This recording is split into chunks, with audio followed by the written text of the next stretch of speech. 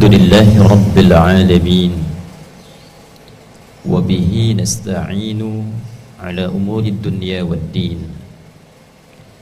نصلي ونسلم على الحبيب الكريم نبينا وسيدنا محمد الأمين وعلى آله وصحبه وذرياته وأمته إلى يوم الدين أما بعد فنشهد أن لا إله إلا الله وحده لا شريك له ونشهد أن محمدا عبده ورسوله الذي لا نبي بعده فيا عباد الله أحباب الله وأحباب رسوله صلى الله عليه وسلم أوصي نفسي وإياكم بتقوى الله فقد فاز المتقون فلا تموتن إلا وأنتم مسلمون فقال تعالى يا أيها الذين آمنوا اتقوا الله حق تقاته ولا تموتن إلا وأنتم مسلمون. Hadirin jamaah Jumat rahimani wa rahimakumullah. Alhamdulillah kita mengawali Jumat ini dengan bersyukur kepada Allah Subhanahu wa taala. Kita masih diberikan kesempatan dan kekuatan untuk beriman kepada Allah dan menunjukkan keberimanan kita kepada Allah itu dengan menunaikan ibadah Jumat berjamaah di pekan pertama di bulan Rabiul Akhir 1446 Hijrah bertepatan dengan 4 Oktober 2024 Masehi. Semoga Jumat ini dijadikan oleh Allah Subhanahu wa taala sebagai Jumat terbaik dari sekian Jumat yang pernah kita tunaikan. Hadirin, ada salah satu hadis yang diriwayatkan oleh satu sahabat mulia di antara pencari ilmu yang sangat giat memburu hadis-hadis dan sunnah Nabi Muhammad sallallahu alaihi wasallam, sekalipun beliau masuk Islam setidaknya kurang lebih 3 tahun sebelum Nabi wafat. Sahabat ini bernama Abdurrahman bin Sakhr yang kelak kemudian digelari dengan nama kunyah Abu Hurairah. Beliau mendapati satu keterangan hadis dari Nabi sallallahu alaihi wasallam, dan hadis ini kelak kita akan nilai sangat relevan, sangat sesuai dengan keadaan yang kita alami saat ini sebagai panduan berkehidupan, sekaligus juga bagaimana kita menyusun kurikulum hidup sehingga terjaga hidup kita, aktivitas kita dalam keadaan baik dan mulia setidaknya sampai kita wafat menghadap kepada Allah Subhanahu wa taala. Hadis yang dimaksudkan haddatsana qala an Abi Hurairah radhiyallahu taala anhu.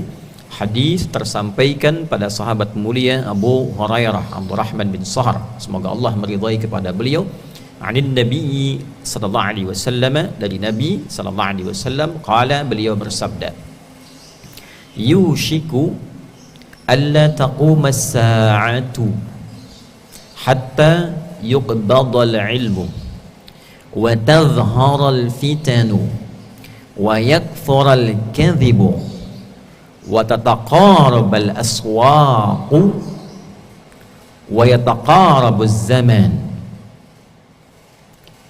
Nabi sallallahu alaihi wasallam pernah mengingatkan kurang lebih 15 abad yang lalu, belum akan terjadi kiamat, yushiku alla taqumas sa'atu, belum akan terjadi tibanya waktu kiamat itu, hatta yuqbadal ilmu, hingga ilmu itu tercabut lenyap dalam kehidupan. Yang dimaksud ilmu itu sudah tidak didapatkan lagi, sehingga umat kesulitan mendapatkan panduan tafsir, hadis, fiqih, bahkan nanti ke level-level pendalaman akidah sulit didapatkan panduannya, sehingga orang bisa salah menyimpulkan fiqih, orang bisa keliru menafsirkan, orang bisa keliru memahami hadis, orang bisa kebingungan memahami akidah. Tafsir dari kalimat pertama ini adalah riwayat yang sampai kepada kita dan sahih riwayat hadisnya. Ketika Nabi SAW menyampaikan, Innallaha la yaqbidul ilma intiza'an yantazi'uhu minal ibad. Yang dimaksud ilmu itu dicabut, Allah tidak mencabut ilmu itu secara langsung ilmunya dari pakar-pakarnya di kalangan hamba-hamba Allah. Jadi yang dimaksud bukan tafsirnya dicabut, bukan hadisnya dicabut, bukan fiqhnya dicabut, walakin yantazi'uhu biqabdil ulama hatta idza lam yabqa. Satu riwayat lain, lam yubqi hatta idza lam yabqa alimun hatta idza lam yubqi alimah ittakhadhan nasu ru'usan juhala fasu'ilu fa'aftau fadallu wa adallu. Ternyata caranya dengan mewafatkan sesuai ajalnya para pakar-pakar ilmu itu. Kiasnya mulai sedikit, analoginya kiasnya mulai sedikit. Jadi yang pakar itu mulai hilang satu, yang tersisa tinggal sedikit. Sedangkan tempatnya masih luas. Di Indonesia itu 38 provinsi untuk Indonesia saja. Pakar tafsir sudah mulai satu-satu meninggal. Pakar hadis telah berpulang satu-satu. Pakar fikih, usul fikih satu-satu telah meninggal. Kalau kita urut daftarnya sudah ketahuan. 1, 2, 3, Kiai A, Kiai B, Kiai C, Habib A, Habib C, Alim A, Ustadz C. Tinggal sedikit. Terkumpulnya di satu tempat belum tentu bisa diakses. Ya. Nah ini kalau sudah menyedikit, muncul kemudian ittakhadhan nasu ru'usan juhala. Banyak masyarakat kemudian mendapatkan informasi dari orang-orang yang tidak jelas. Nah, ini tafsir hadis dengan hadis namanya. Mulai muncul orang-orang tidak jelas, latar belakangnya tidak jelas, tiba-tiba menjadi ustadz, tiba-tiba menjadi kiai, tiba-tiba bisa berfatwa tentang agama. Dan hadis itu menyatakan, menariknya itu sering diminta fasu'ilu, sering diminta pendapat, diminta pandangan, diminta berfatwa, diminta memberikan kritik, diminta memberikan reaksi ya, terhadap masalah agama. Fa'aftau, maka memberikan pandangan orang itu ya.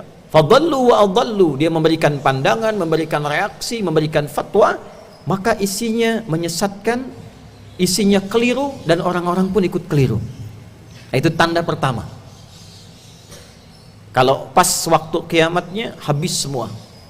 Menjelang waktu-waktu ke tanda akhir, jangan diartikan besok terjadi, tidak, karena hitungan Allah itu beda dengan kita. 1 tahun dalam hitungan Allah bisa 1000 tahun, bisa ukurannya 50.000 tahun. Tapi intinya ada kondisi saat kita berkehidupan, situasinya berbeda di setiap masanya. Saat Nabi pertama diutus, Nabi Muhammad SAW, itu komen Al-Qur'annya langsung jelas, iqtarabatis sa'atu wansyaqqal qamar. Quran surah Al-Qamar. Ya. Kiamat sudah semakin mendekat, bulan sudah terbelah. Mukjizat Nabi Muhammad SAW itu diantaranya membelah bulan, lalu disatukan kembali. Nah, itu sudah tanda bahwa Nabi itu Nabi akhir zaman. Artinya zaman terakhir yang dikirimkan Rasul sampai kehidupan berakhir. Jadi ketika Nabi diutus itu sudah akhir zaman. Nabi akhir zaman, kita ini hidup di akhir zaman. Nabi diutus, Quran sudah memberikan satu keterangan, kiamat sudah dekat. Tapi sekarang sudah 1500 tahun kurang lebih. Karena hitungan Allah dengan kita berbeda. Hukum Allah yang berlaku dengan kita berbeda. Ditetapkan hukum dunia, tetapkan hukum akhirat, tetapkan hukum bumi, tetapkan hukum langit, tetapkan kecepatan udara, kecepatan suara. Itu hitungannya bisa berbeda. Astronot yang ada di langit dengan lapisan-lapisan tertentu, dengan kita yang tinggal di bumi, itu bisa berbeda hitungan waktunya. Apalagi kalau kita bicara tentang aspek-aspek gaib, masalah agama. Tapi yang kita perlu garis bawahi dalam catatan ulama hadis adalah fenomenanya. Jadi bukan mencari waktunya, kapan kiamat terjadi kapan, bukan itu. Yang kita perhatikan, kita hidup di era apa?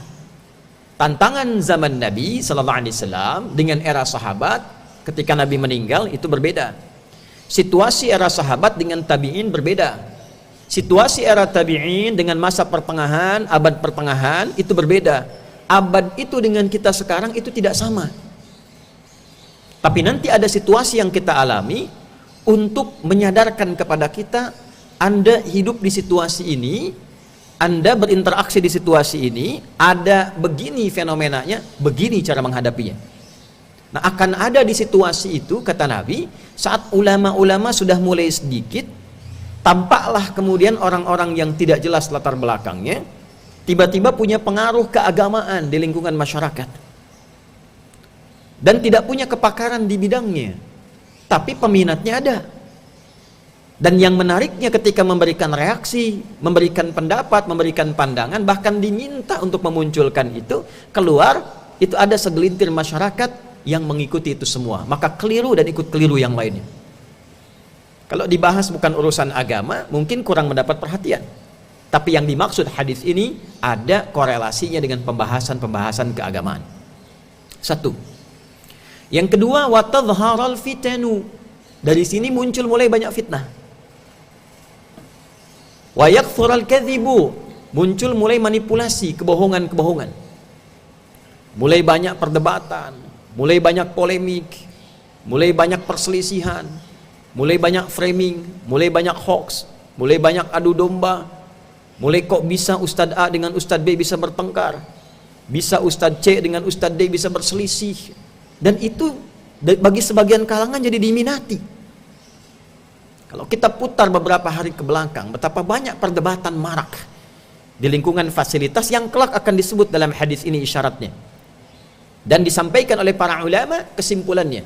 Saya teruskan hadisnya, wa tataqarubal aswaqu wa yataqarubaz zamanu. Ya. Dan terjadi percepatan digital. Terjemah di antara para penafsir hadis ini, terjadi percepatan digital. Ada digitalisasi, ada alat-alat canggih sehingga berdampak kepada inti hadisnya, pasar mudah diakses.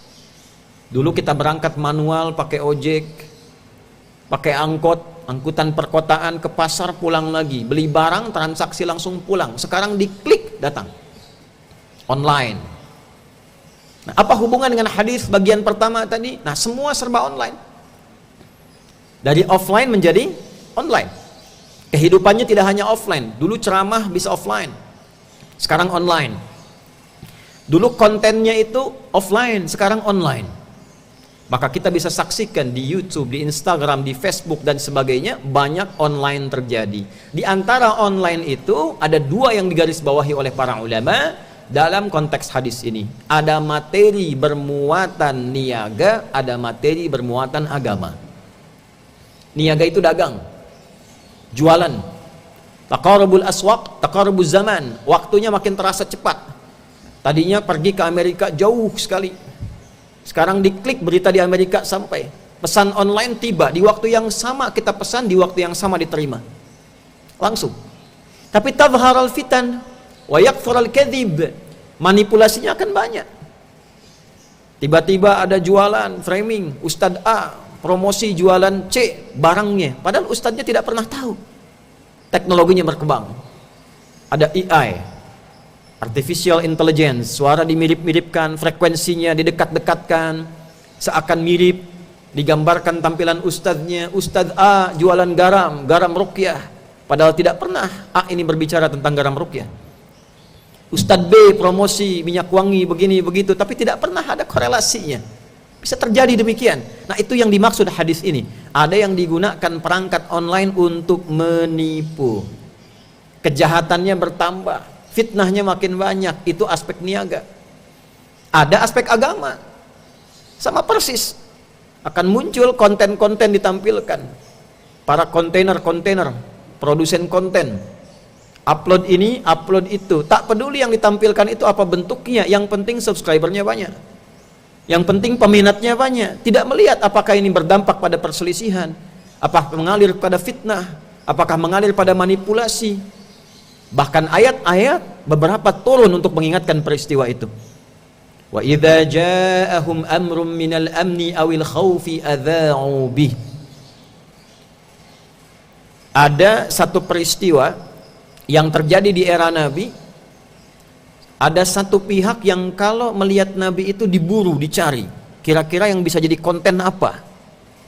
Satu kali Nabi keluar dari rumahnya sallallahu alaihi wasallam, masuk ke dalam masjid dalam wajah yang tidak biasa. Maka produsen konten ini senang melihat itu, dia keluar bawa pasir, dia lempar-lemparkan di tangannya begini, lalu dia katakan, Nabi telah menceraikan istri-istrinya, Muhammad telah menceraikan istri-istrinya.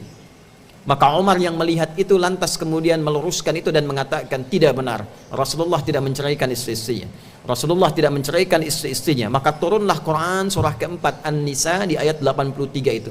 Wa idza ja'ahum amrun minal amni awil khaufi adza'u bi. Perhatikan, idza bertemu dengan fi'il madhi maknanya mudhari'. Al-ibratu bi umumil lafzi la bi khususis sababi. Kalau ada idza ketemu dengan fi'il madhi maknanya mudhari'. Kalau ada idz bertemu dengan fi'il mudhari maknanya madhi. Artinya apa? Peristiwa itu dimungkinkan terjadi lagi di masa depan. Ada peristiwa di era Nabi, ada orang-orang yang senang bikin konten, apapun itu nggak peduli. Yang penting dia bisa upload di masyarakat, yang penting jadi sensasi, konsumsi publik, ramai, tak peduli orang berselisih atau tidak. Yang penting dia mendapatkan apa yang dia ingin raih dari itu. Dulu di zaman Nabi ada itu, kelak di era yang lain kemungkinan bisa terjadi. Ada hadis lain mengatakan percepatan digital, konteksnya online, sekarang berpindah dari offline ke online. Dan terjadi. Kasus yang kedua Sayyidah Aisyah radhiyallahu taala anha, ketika beliau kehilangan liontinnya dan ditemani ajudan untuk mencari, kemudian disebarkan lagi jadi konten. Dan lahirnya fitnah, tuduhan yang tidak pantas, fahisyah. Ya, tuduhan yang tidak pantas pada istri Nabi sallallahu alaihi wasallam disebarkan menjadi hoax bertebaran. Dan turunlah Quran surah ke-24 An-Nur ayat 19. Innal ladzina yuhibbuna an tashi'al fahishatu fil ladzina amanu lahum 'adzabun alimun fid dunya wal akhirah. Sungguh orang-orang, ini kalimatnya, yang senang menyebarkan hoax, yang senang menyebarkan fitnah, perselisihan, adu domba, problem sosial di masyarakat, khususnya di kalangan orang-orang beriman. Ini menarik ini, yang bertengkarnya itu sasarannya bukan non muslim, justru orang beriman sendiri. Disebutkan oleh Al-Quran, ada orang-orang yang gemar bikin provokasi supaya orang beriman itu bertengkar, orang Islam yang bertengkar. Jadi bukan orang Islam dengan non-Muslim, orang Islamnya senang kalau bertengkar itu senang, ribut itu senang. Islam datang itu meluruskan yang bertengkar supaya damai, yang berselisih supaya bertali asih, yang mencela supaya saling mencinta, yang memukul supaya saling merangkul. Tiba-tiba akan datang satu era digunakan medianya hanya untuk orang itu supaya polemik, bertengkar, ribut, rame, saling mencela, saling mencaci. Berapa dosa yang bisa ditanggung dari situ?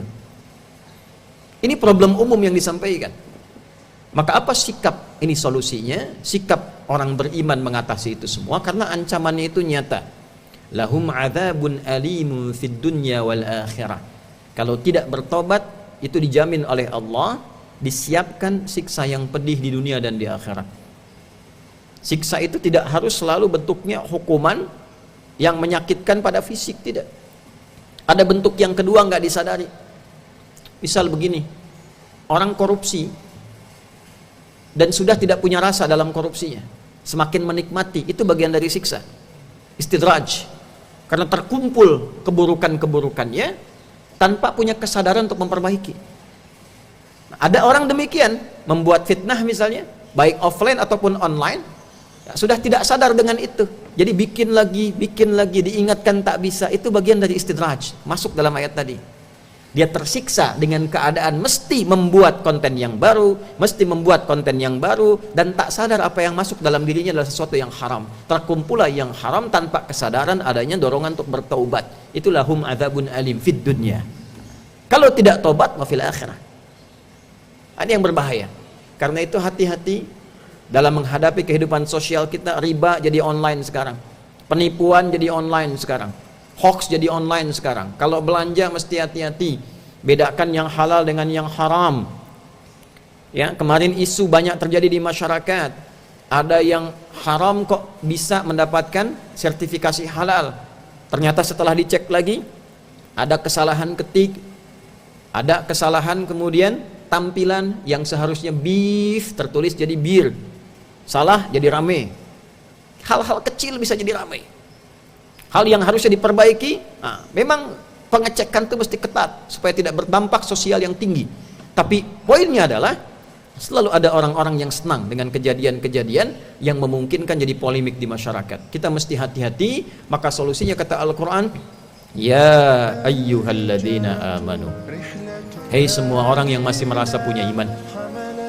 Alladzina itu menunjuk pada semua, disebutkan 1080 kali dalam Al-Quran, laki-laki, perempuan, besar, kecil, tua, muda.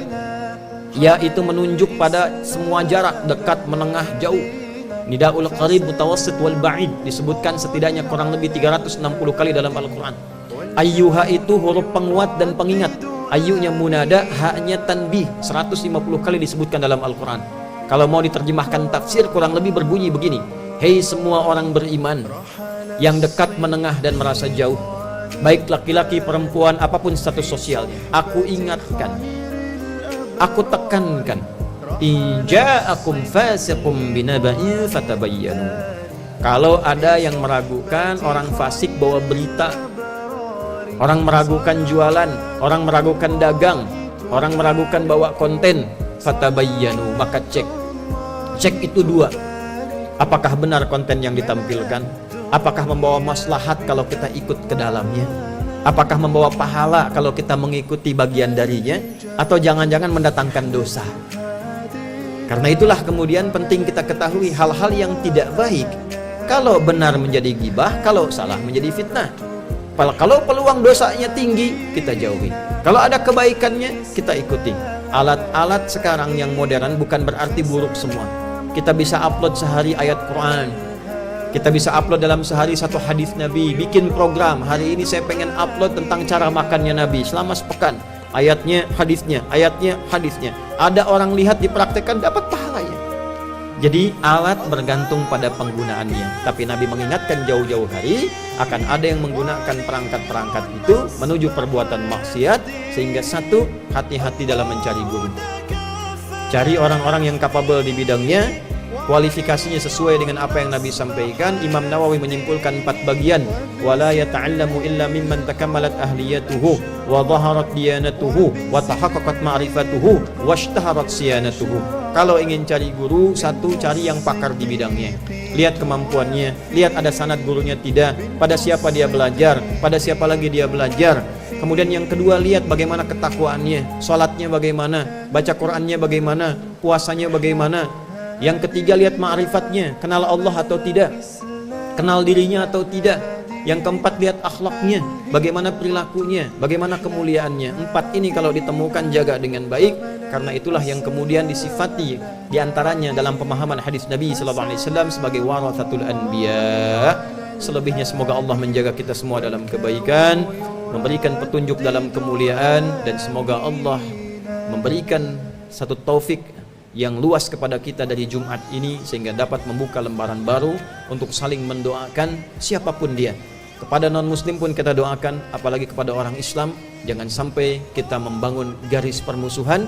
Mari kita hidupkan narasi-narasi kebaikan, saling mendoakan, membangun kemuliaan, saling rukun dalam kebaikan, menghargai pendapat yang berbeda sepanjang memiliki dalil-dalil, dan kita kompak bersama membangun bangsa negara yang kita cintai ini sehingga menjadi baldatun thayyibatun wa rabbun ghafur. Barakallahu li wa lakum fil Qur'anil azim wa nafa'ani wa iyyakum bima fihi minal ayati wa dzikril hakim wa taqabbala minni wa minkum tilawatahu innahu huwas samiul alim. Ud'ullaha yastajib lakum jami'an.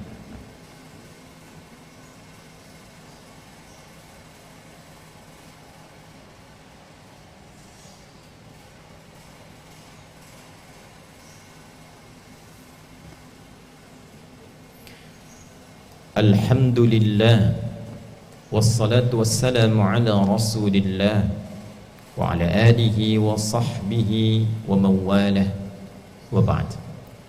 Faya ibadallah أوصي نفسي وإياكم بتقوى الله فقد فاز المتقون فلا تموتن إلا وأنتم مسلمون واعلموا أن الله ذكرنا فقال في القرآن الكريم إن الله وملائكته يصلون على النبي يا أيها الذين آمنوا صلوا عليه وسلموا تسليما اللهم صل وسلم وبارك على حبيبك الكريم رسولك المصطفى الأمين نبينا وسيدنا محمد الأمين وعلى آله وصحبه وذريته وأمته إلى يوم الدين اللهم نحمدك حمدا كما علمتنا أن نحمدك ونشكرك شكرا كما علمتنا أن نشكرك أنت المقدم وأنت المؤخر بيدك الخير إنك على كل شيء قدير ربنا لا تدع لنا في مقامنا هذا ذنبا إلا غفرته ولا هما إلا فرجته ولا دينا إلا قضيته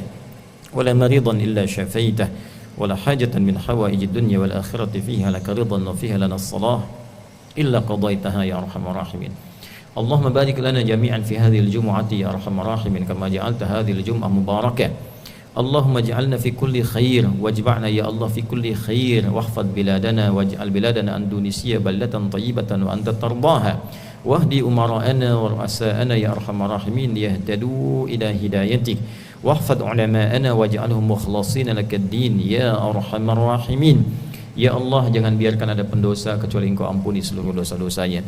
Bila ada yang gelisah, mohon tenangkan hatinya. Bila ada yang terlilit utang piutang, mohon berikan rezeki yang dapat melunasi utang-utangnya. Ya Allah, bila ada yang sakit, mohon sembuhkan. Ya Allah, mohon berikan petunjuk kepada para pemimpin kami agar mendapatkan hidayah, memimpin dengan baik yang meringankan hisab mereka di hari kiamat. Ya Allah, mohon jaga para ulama kami agar ikhlas dalam berdakwah, mencerahkan, menyatukan umat berkemajuan. Ya Allah, ya Arhamar Rahimin, berkahi negeri ini Indonesia, jadikan negeri yang makmur, yang baik, yang Engkau ridai, yang terjauh dari maksiat. Allahumma barik hadhil muassasah ya Arhamar Rahimin, madrasati akhyar wa ma'hadiha ya Rabbal Alamin, tullabiha wa musyrifiha musyrifatiha ya Arhamar Rahimin. Ya Allah, mohon berkahi tempat ini, sekolah ini, pesantren ini, dan segala yang terkait dengannya, para siswanya, para gurunya, semua yang terlibat di dalamnya ya Allah. Allahumma akhlishum ya Allah, ikhlaskan mereka. Allahumma hafadhum fi kulli khair, jaga dalam kebaikan. Waj'al kullama nusimhu ya Allah li'ala'i kalimatika ibadakan jariyatan laka ya Arhamar Rahimin. Mohon ikhlaskan diri kami ya Allah untuk menjadikan semua apa yang telah kami hadirkan sebagai ibadah, sebagai jariyah kami yang menerangi kubur kami saat kembali kepadamu dan meringankan hisab kami di akhirat saat kami dihisab olehmu ya Arhamar Rahimin. Allahumma ij'alna ahlal Qur'anil Karim waj'alil Qur'ana sahiban lana fid dunya nuran lana fil qubur wa syafi'an lana fil akhirati ya Arhamar Rahimin. Ya Allah, mohon jadikan kami ahli Al-Qur'an, Al-Qur'an teman kami di dunia, cahaya bagi kami di alam kubur, syafaat bagi kami di akhirat ya Arhamar Rahimin. Ikfina bihalalika an haramik wa aghnina bi ta'atika an ma'siyatik wa bi fadlika amman siwak. Ya Allah, cukupkan bagi kami segala yang halal darimu ya Allah, jauhkan kami dari yang haram. Anugerahkan kami segala keutamaan ya Allah, jauhkan kami dari segala hal-hal yang buruk. Hadirkan kepada kami kemuliaan yang telah Engkau tetapkan, jauhkan kami dari kehinaan ya Allah ya Arhamar Rahimin dunya wal akhirah. Rabbana atina fid dunya hasanah fil akhirati hasanah wa qina adzabannar. Ya khairan nasirin unsur ikhwatana fi Palestin wa fi Lubnan fi kulli makanil mubtalin.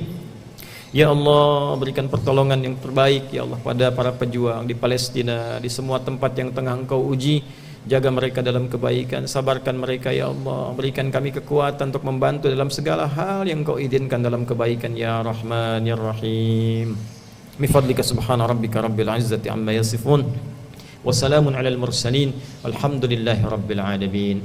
Ibadallah, innallaha ya'muru bil adli wal ihsan wa ita'i dzil qurba wa yanha 'anil fahsya'i wal munkari wal baghi يعظكم لعلكم تذكرون ولذكر الله أكبر والله يعلم ما تصنعون أقيموا الصلاة يرحمكم الله.